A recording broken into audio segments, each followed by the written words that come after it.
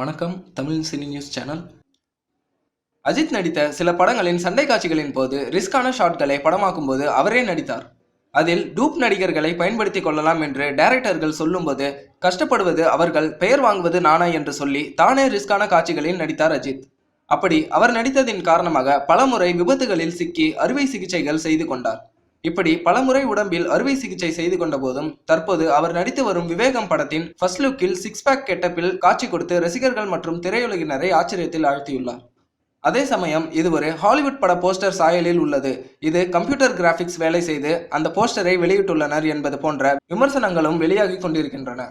அதனால் இது போன்ற விமர்சனங்களுக்கு முற்றுப்புள்ளி வைக்க முடிவெடுத்துள்ளது விவேகம் டீம். அதன் காரணமாக தினமும் 5 மணி நேரம் வரை அஜித் ஒர்க் அவுட் செய்த அந்த வீடியோவை விரைவில் வெளியிட முடிவு செய்திருக்கிறார்களாம். இந்த தகவல் வெளியானதை அடுத்து அஜித் ரசிகர்கள் கடும் உற்சாகத்தில் உள்ளனர்.